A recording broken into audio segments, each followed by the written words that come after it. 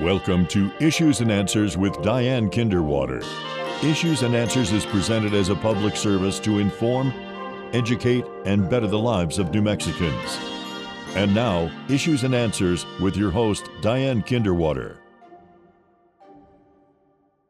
Welcome to the program. I'm Diane Kinderwater, and remember, KCHF provides you with issues and answers as a public service. And today we're hoping to do just that. It's not fun and games on the program, but it's something to help educate and inform all of us about very serious issues that take place in our community. There is an organization, a nonprofit in Santa Fe that's been helping transform lives since 1973. And if you're doing the math, that's like over 50 years. Now, the name has changed. You might recall it as the Santa Fe Rape and Trauma Center.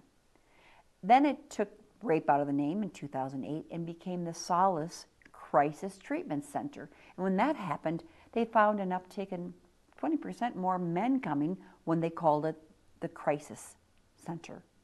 Well, then back in 2022, at their 50th anniversary, they changed the name back to the Solace Sexual Assault Service.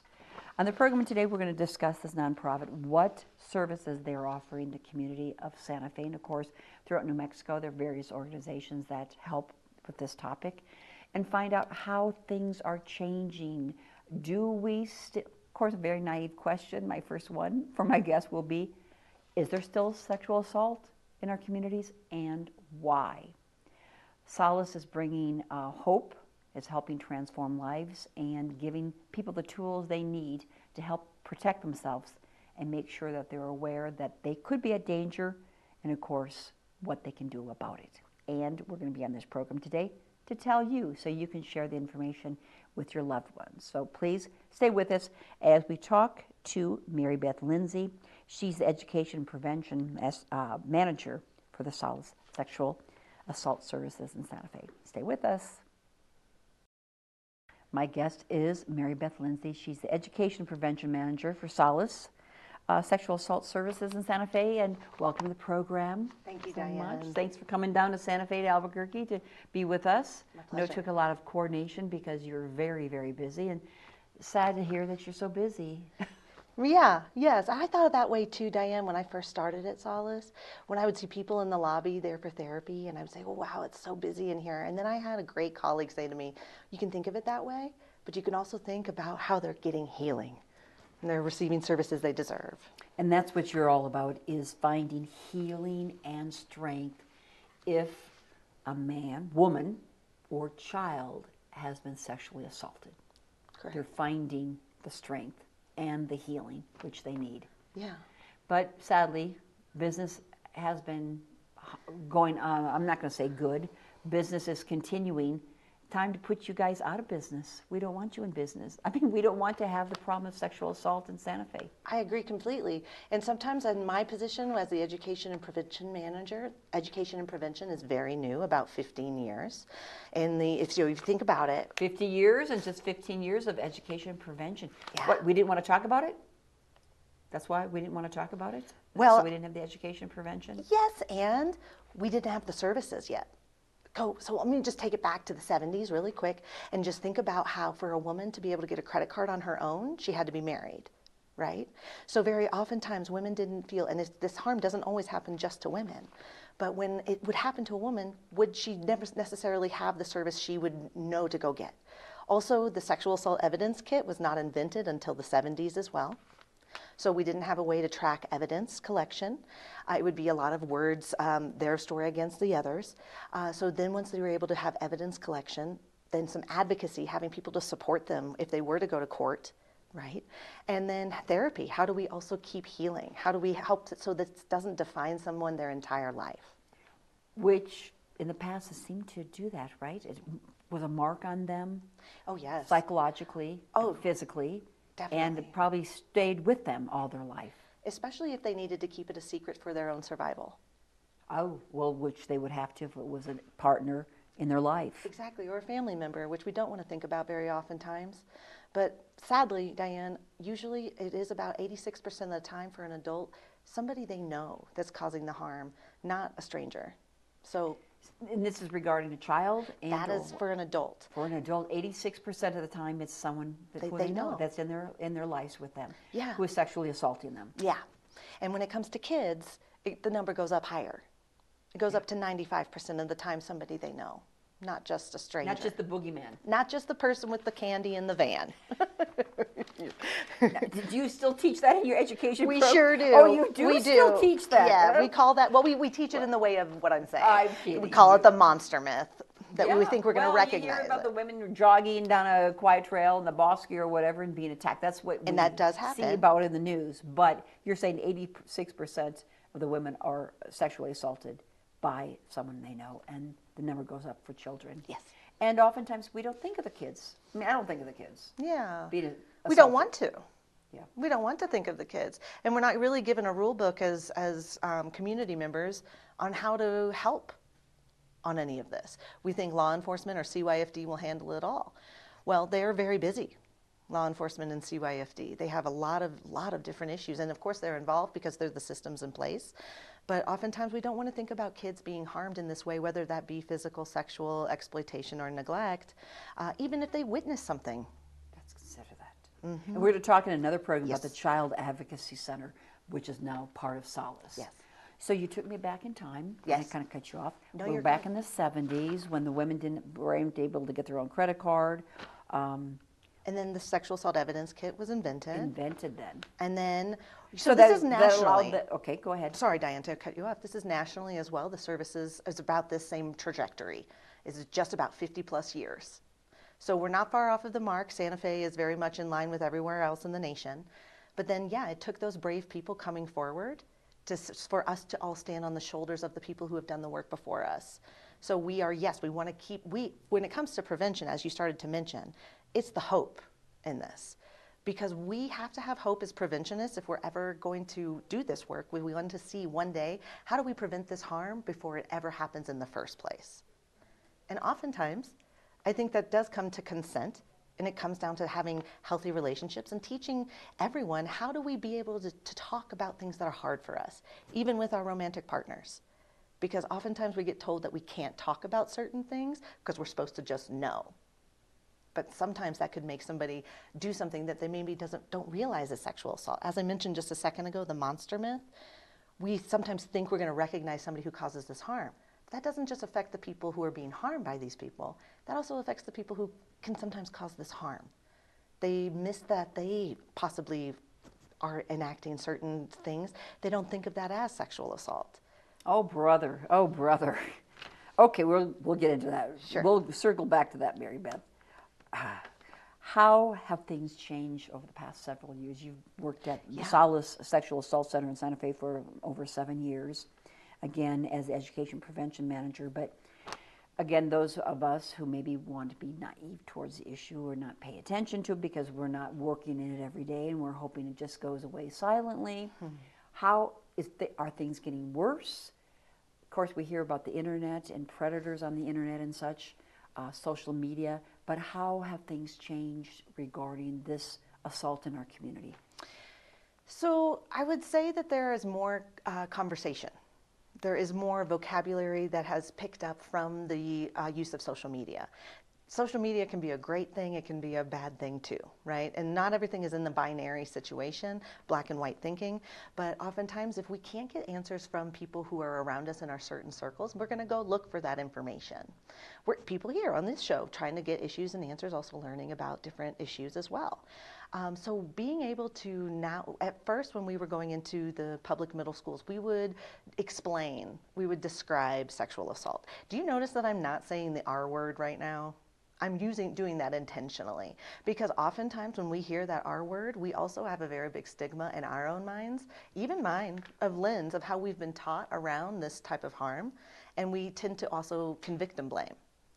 Victim blame with that, but not with sexual assault. Sometimes. Well, I mean, to me, rape is a much kind of clear and definite and stronger word to what I believe it is, and it's very impactful. It's a 4-letter word, but it's very strong, where sexual assault, to me, is not as strong as hearing the word rape. I think what's interesting about it is, I hear you definitely with that. There's so much connotation that comes with that 4-letter word that makes people, especially in my part of this work, where they will shut down, stop listening. Because why? Because we've been taught that that is the scary big one, right? It is. It is. And it is. It happens. It and is. It is. For those survivors, if they want to call it the R word, we're reflecting that back right away, especially with law enforcement when we're working with them. You're saying the victims don't like. It depends on the survivor. Now, if we're going to go up, because I've also, Diane, sometimes before I did this work, I didn't realize this as well, that when it comes to sexual assault, the choice has been taken away from them. So what we do when we're providing services is we're giving as much choice back. It could be procured choices between a couple of things that we have to say, these are the options. Which one do you want to do, though? And we keep empowering the survivor, giving more and more choices in that moment. So, but what I want to come back to really quick with that 4-letter word is oftentimes we have a certain image of what that is, and then men don't see themselves as somebody who have had that experience. They haven't had it, they haven't received it, or they haven't given it. Possibly in the way of received. That men don't think that. Sometimes when I have talked to different people, community members, they think it's just a woman's issue, that it can't happen to men. But when sexual assault is more of a umbrella term. Umbrella term, yes. Yes, so it can start with jokes, joking about somebody's appearance, and that's informed into the sexual harassment, which falls under sexual assault, right? And then so we keep going over all the way down to... So it's much more than just the rape. The spectrum. It's a spectrum. Okay. That's why you encompass all of that. Yes. And I was just thinking of the one aspect, but there's much more. There's so much more.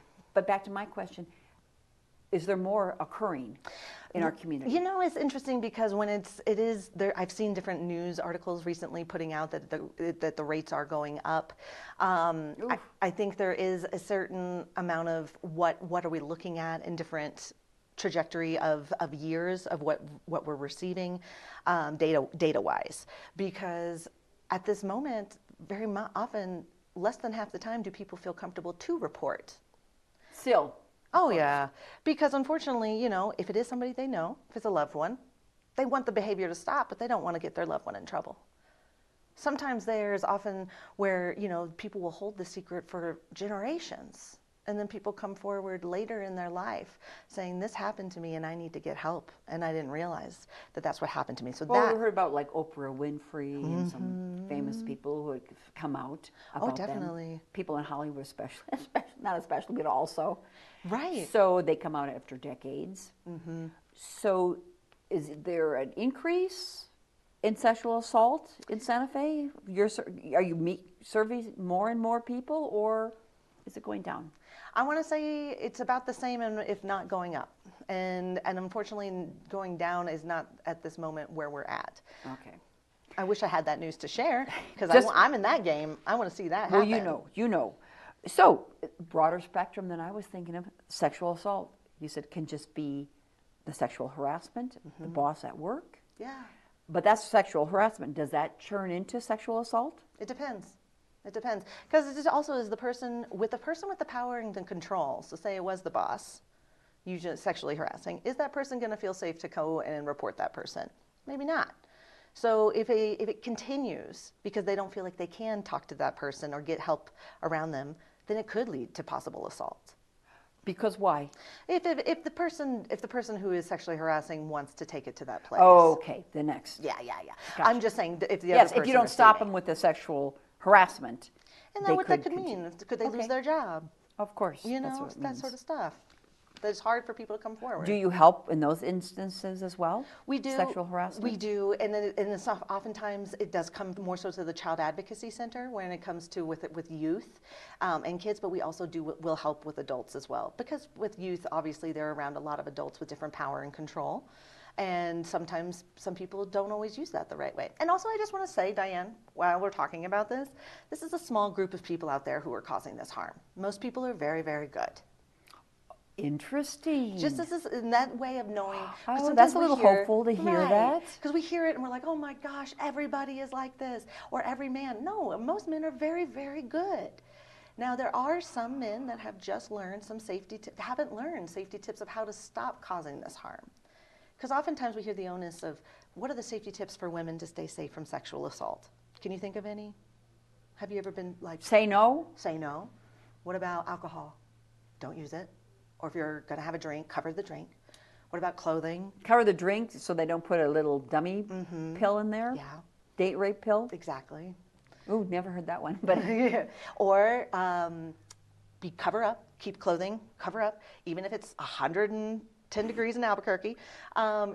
But also, what is it that we're what we're continuing? that we're responsible. The woman's responsible. Exactly, but there's Because boys. she didn't cover up her drink. She didn't Yes. cover up. And that makes does a disservice to men, because it seems like men can't control themselves, and they can. And oftentimes, there are certain men out there that will go forward with this certain narrative of continuing on, because they know oftentimes newspapers, media, they will use certain language where we focus only on the victim or the survivor. And so then our brains are looking at it and we're like, well, how do I protect myself? How do I protect my loved ones? And we make sure to say, well, I would have never done that. I would have never been in this situation. But what's happening is our brain is just looking at the person who was harmed. It doesn't speak about the person who caused the harm. So what are you telling to women and children who come to your center? We often Or what do you tell them when you go to the schools? Because the Solace Sexual Assault Services does go into their public schools various weeks of the year. They have a sexual health education weekend, and they go into the schools to share about consent. What is consent? Yeah. So tell me a little bit about that. For about the last 13 years, the Santa Fe Public Schools has had Solace come in as a part of the Sex Health Education Week with other community organizations. And we also partner with the school nurse. So the school nurse handles everything around the body and other situations when it comes to the act of sex itself. When it comes to consent, we are the agency that speak around consent. And as we were kind of discussing before we started, is oftentimes we'll talk about how do we normalize consent when it comes to just friendship. We know when somebody's playing a game at a sleepover and one person no longer wants to play the game, do we force that person to play the game? Or do we talk about what we can do so that person can still feel included rather than left out because they no longer want to play the board game? How do What board game are you talking about? I just went into a quick scenario there. Well, just like at a sleepover for kids, like to make it not romantic or not. No, but okay, so they're just playing, and some child rather go and read a book in the corner than be part of the activity. Yeah, and then how do we Okay. like keep up with like asking like, hey, did you want to play this? Well, they instead? would pick on them and say, "Oh, you won't play with us, or you Yeah. won't do this. Why would you play?" So. Or it could be a chance for a moment of like healthy relationship building and being like, hey, do you not want to play this anymore? Well, we're going to play 2 more rounds, but how about that? How about we play what you want to play next, right? And starting there, so like there is definitely a moment of like where we are conditioned as younger people to just be told But what mostly to do. they pick on the child who doesn't want to be Sometimes. part of the game. They don't want to play, right? Yes. So you teach in the schools what consent is. If they don't want to play, We accept that no. okay. Do you see how that's traveling Yes. over? We accept the no instead of pushing somebody into making them play. So this is where it gets into the 7th and 8th grade. Some of them, Interesting. there's a couple. There's a few that are sexually active at this age, right? At 7th and 8th grade age. Most of them are not. And if they are, if they're not, let's start to bring into their sphere around what consent is. Let's make it so it's understandable for them. Because oftentimes, as adults, I go out and talk to so many adults, we hear the word consent, we think adult relationship, we think sex right away. We don't even think about how it could be in a platonic relationship, how it could be within family. We haven't really been raised with that. I didn't receive any consent education growing up, so how can I think that the adults around us also are reflecting That that? can deal with alcohol as well. Oh A my lot gosh! with consent with yes. alcohol. Say your friends, they don't want to drink, and And as they an get adult, pressured. Yeah, well. What were you about to yes. say? Well, as an adult, it's oftentimes such a big part of our society, alcohol. And if you choose not to, in the past, people would kind of egg you on and say, "Oh, why not? Why not?" Yeah, so true. But So then you have true. to be strong and have strength and say, "Why not?" Because you don't drink and drive. That's why. That's why. That's Definitely. why. Yeah. And then kind of shame them, like, because I don't drink and drive, and you are. Yeah, we shouldn't do that. But that's, again, the pressure and the consent is part of that situation as well. It is, and you don't even want to get me started with the fact around that sometimes we pressure men into just drinking instead of just being able to get therapy because we stigmatize therapy and mental health healing. And that alcohol is pushed to normalize so much. Substances. Wow. Yeah. So we got down the trail about the education, starting talking to them about what consent is. Yeah. Allowing someone to say no and accepting that. Yeah. And accepting the fact that, you know, it's very much when, if they are moving into it being a romantic relationship with someone, if sex is going to happen, it should be fun. It should be that they're going to respect one another. This should not be something where one person feels they're pushed into it. That should be a mutual agreement that they are enjoying. And you're it. teaching the young people that. We What do grade? What grade is that? 7th and 8th, so it's age appropriate. So in 8th grade is when we're talking about consent more so. So 14 and up, and we speak about it in an age appropriate way. And you may be telling young girls the first time they've ever heard that they can actually say no. Yeah, yeah. Especially if something's happening within their family or outside of their family, in extended family or in their community. It may be the first time that they have ever heard. Sexual violence prevention can be the thing that makes some child disclose, or an adult, because they had never really heard about it. Never heard that they are able to say no. That they're able to say no. Do you go not as far, but do you tell them also in your education what can they do if they are assaulted? Yes, we. What is the step that they are supposed to do? What we do is we tell the caring adult. Caring adult, but we also, and I also train adults in this too, where we never want to trick a young person into disclosing and then that we have to report, because we're all, as adults in New Mexico, we're mandatory reporters. All of us are. Yes. Not just Not teachers. just teachers or doctors or counselors, all of us. So if we start to hear something from a young person and it sounds like they're telling us about a sexual assault, we can say, hey, it just sounds like you're about to tell me something pretty big. And I just want to let you know that I'm going to have to get help, so that they know we're not going to be able to just hold that secret. Oh, go through that again. You're good, Diane. Go ahead. You're making me nervous. Wait. So any adult over 18 years old, if a child tells them something that has happened to them, then we let them know. And this is, you know, I'm thinking 13 and up at this moment, rather than 12 and below. 12 and below, if a young person tells us something, we're going to let them know, oh, thank you for telling me. I believe you. I'm going to have to get help. We're going to have to get help. Okay. And we're going to, and that means we move into the next step of making the report. So that would be either with CYFD and law enforcement. Usually it's both. We report to both, just because CYFD is very, very busy. Law enforcement is very, very busy. They have certain, they cross-report with each other as well.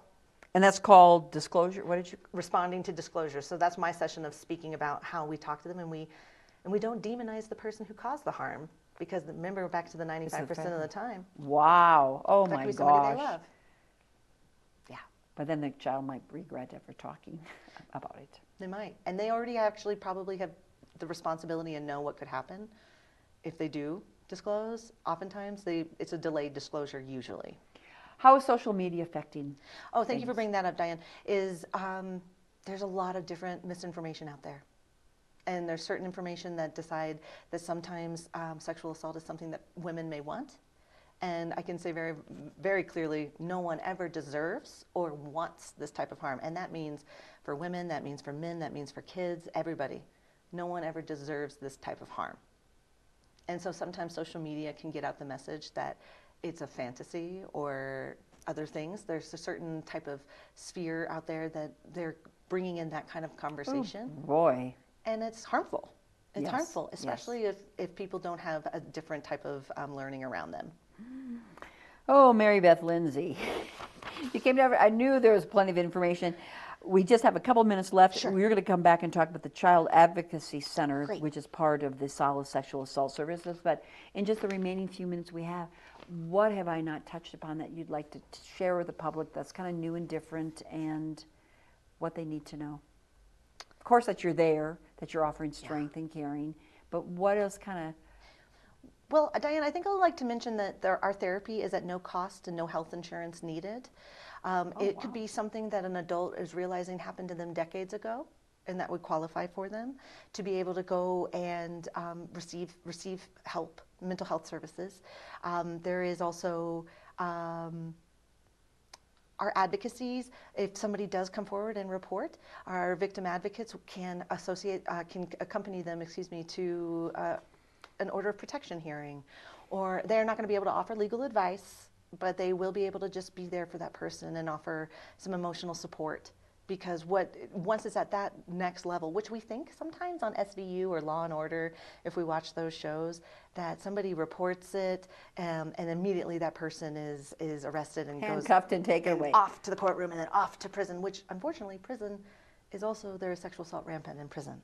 So we're not ever solving it if we just have the same trajectory of the systems, but we also depend on the systems to do anything. So this is a long game, Diane, where if we're ever going to see shifts happen. But isn't maybe, and this is very naive and maybe trite, but just teaching kids, women, even men, just to say no? Is that too trite? Is that too simple? Sometimes with the message with this movement is yes means yes and no means no, but why would maybe somebody not say no? Could they be financially dependent on somebody? Could they have children with that person? Could they have something about them that the other person may disclose if they don't do it? Are there so many reasons why somebody maybe wouldn't say no? And so that's oftentimes where the yes means yes and the no means no is not always, because somebody's... And it can't be as simple as that. Unfortunately, because if it was, we would have fixed it. By teaching people say no. Yeah. But oh yeah. It's more involved with that. But then again, you offer that free of charge therapy. Therapy at Solace. And where are you located? How can they find out more? Findsolace.org, and we are located in Santa Fe, New Mexico. We are one of the first nonprofits located on the south side, right next to the Teen Center and the South Side Library off Jaguar. Very easy to find. Thank you. Mary Beth Lindsay, thanks so much for being a part of this program and for all that you're doing in our communities. Appreciate that. Thank you, for being Diane. on the show, too. Thank you for having us. Okay. Thanks for watching. Thanks to KCHF TV for bringing you Issues and Answers. I'm Diane Kinderwater. Make it a great week. We'll see you next time. Bye-bye. Issues and Answers with your host, Diane Kinderwater, is presented as a public service to inform, educate, and better the lives of New Mexicans. To comment on today's program, email us at info@kchftv.org or call us at 505-345-1991. Join us again for Issues and Answers with Diane Kinderwater.